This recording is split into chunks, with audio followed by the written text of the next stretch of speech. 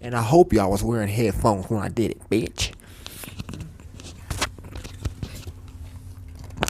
That should be close enough and loud enough. Ah, damn. Bro, I don't think it's... Is that a good spot even?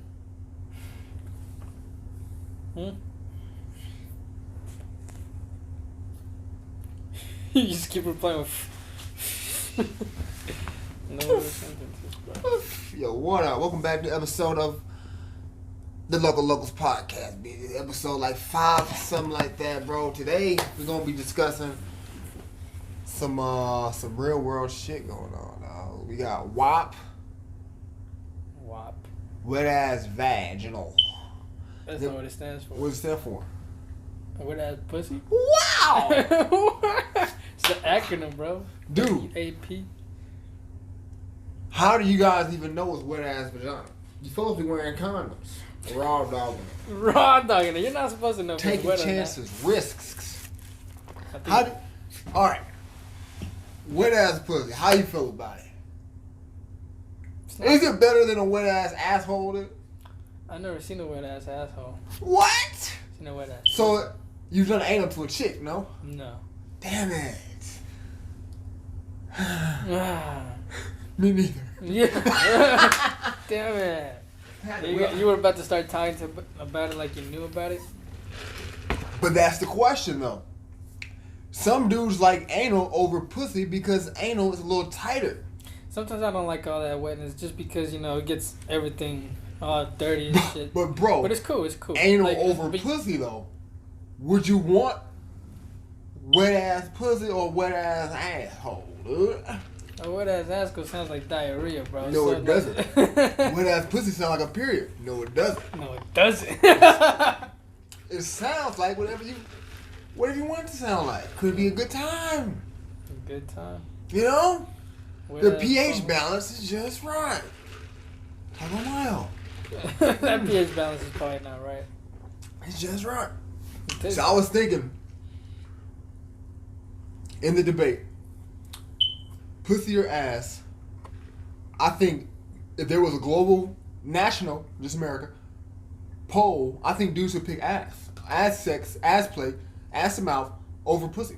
Just because it's freaky. Like, I think that freak aspect entices people. You know, it's kind of scary, kind of risky. Kind of risky. So It's less risky if you're going to go in raw. Because So- if you're going to go in raw, then you won't get the bitch pregnant. Oh. Just in the butt. Oh, Oh. I think if whoever made the song, Cardi B, Nicki Minaj, if Meg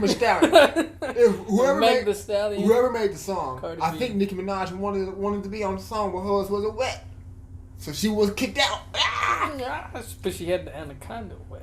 Oh, She had her own movement. Bowel movement. wet asshole. Dude. That's where the wet asshole comes to I think if they did their due diligence, I think if Cardi B and the Stallion and them, Kaylee Jenner and Carol Baskin did a survey and said, guys, what do you want? They're singing a song about wet pussy. They don't even know if that's what guys want. They should see what we want first and then sing about that. They might be surprised. It might be an asshole. I'm just saying, Yeah. if you're a musician of that caliber, you got to do your research. Speaking of doing your research, you said earlier something else about Cardi B and Joe Biden. What'd you say? That she got to interview him. No, I didn't watch the interview. I didn't watch it either, because that's not a real reporter, man. If fucking Joe Biden got like some questions from an actual reporter, Right. it'd be nice. We're getting them from Cardi B. Yeah, it seems like she's trying, but you know, let's get real reporters that are against this motherfucker, or just like someone that has a different opposite idea from Joe Biden to like discuss these questions. You can't have like the same people with the same ideologies discussing something, because they're only going to give their biased opinion. Right. You remember pH balance. Remember when Kamala Harris was still trying to run for president and there was a debate? She tore into Joe Biden. Remember, I did watch that. Mm-hmm. She tore into him. Yeah. And then now she co-signed him. And when she was tearing into him during that debate, he had no response. Yeah. Like, as soon as she got on the gas, he locked up. He froze. So I think if he was dealing with the reporter that was getting on the gas, he would lock up. It will be a interview where he's silent the whole time, because just like in that debate, he'll freeze. I think his team, his camp, knows that. They're like, yo, if we put him in a room with a hungry reporter, he's gonna freeze up, and we can't have that. So Trump, it's not good for the image. They could put Trump in a room with a hungry reporter. Trump get hungry too. He like, yo, I'm mafiaed up. Yeah. You know what I mean? That's two Russians. He wasn't even hungry to begin with. Yeah, there's two Russians behind the goddamn couch with AKs. We can do this. You know what, Joe, he's kind of like, can I touch your head?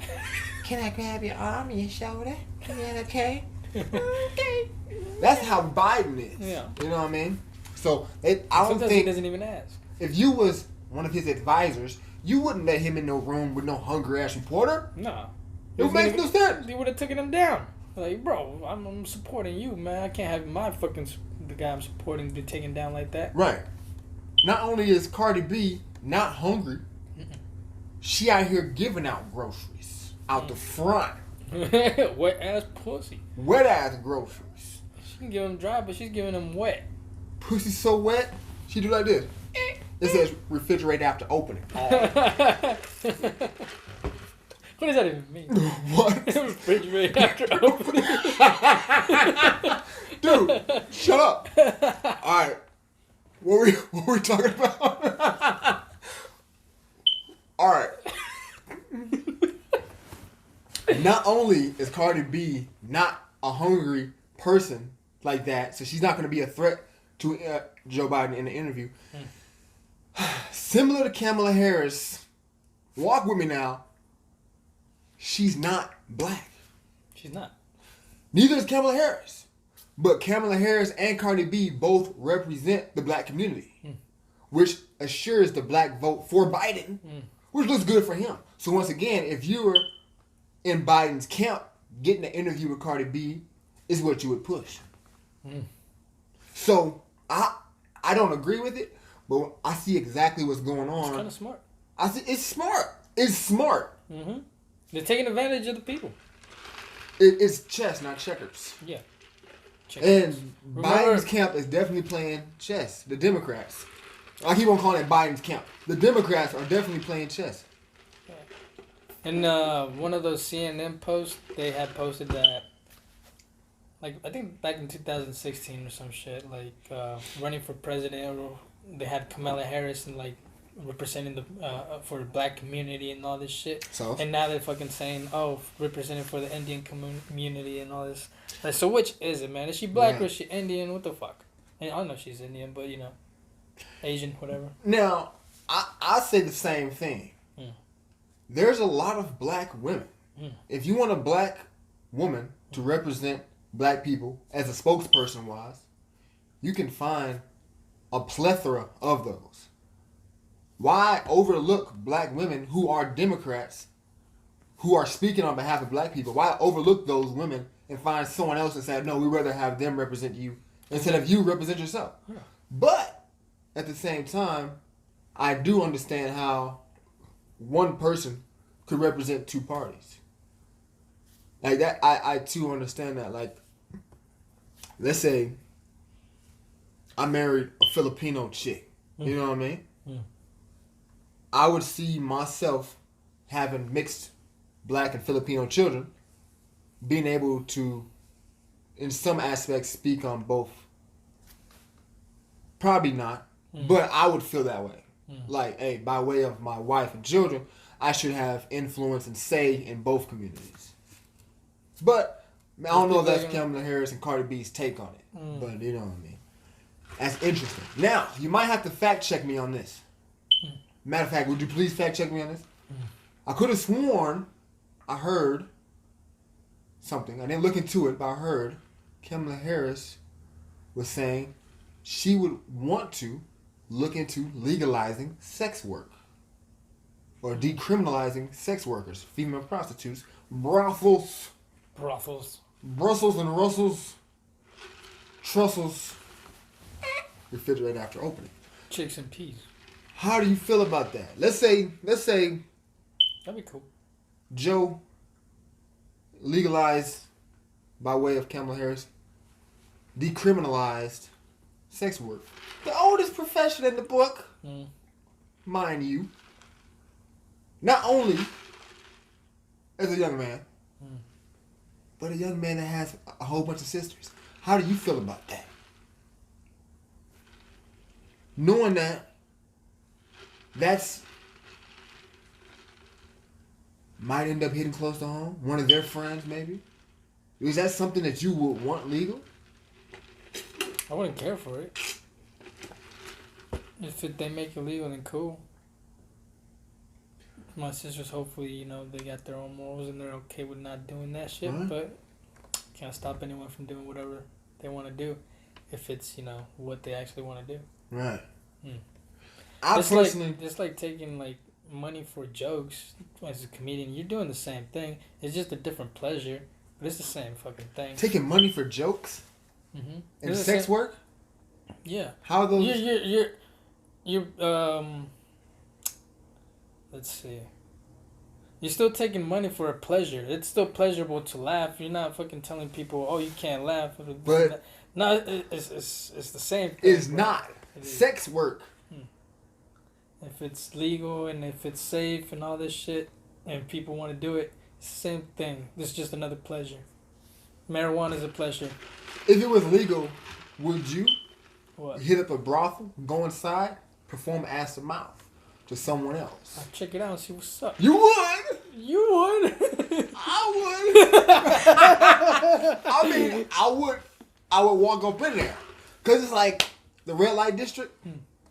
It's a vending machine for fetishes. That's all that is. God damn it.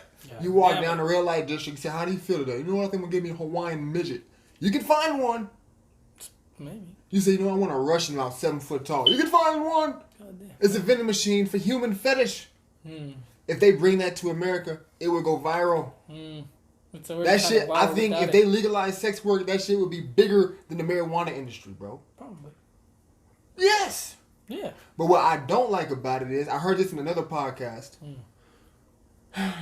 Majority of women who need money are young women. And the deprived households, like 16, 17-year-old type chicks. They're the ones, broken households. They're the ones who need the money. But a 16, 17-year-old chick's not going to have a supported income from another 16, 17-year-old dude because he too don't got no money. It's going to be 40, 50-year-old dudes who have money that's going to be taking advantage of those chicks. And they're going to be their regular customers. So now you have these old-ass dudes having sex with the most desirable sex workers, which are the younger ones. I think that's a different problem. And then now you have older men preying on younger women. Even though it's legalized now, it's still legalized predators, more or less. Because there's going to be the older men who has money to fund that fetish, and it's going to be the younger women who's trying to make money. It's not going to be 50, 60-year-old women who's already tapping into their unemployment and their, retirement fund who don't need to work. It could be either or. It's going to be the younger chicks who, like, hey, I can't find a job, I need money, I'll sell my body. And it's going to be the older dudes, one who have money. It's not going to be the 16-year-old dudes. It'll be the older ones. And then once again, you got the Epstein Island all over again on a larger scale. So I can see the cons to it as well. But also people, they can still find, like, of-age fucking, ladies. Hold on.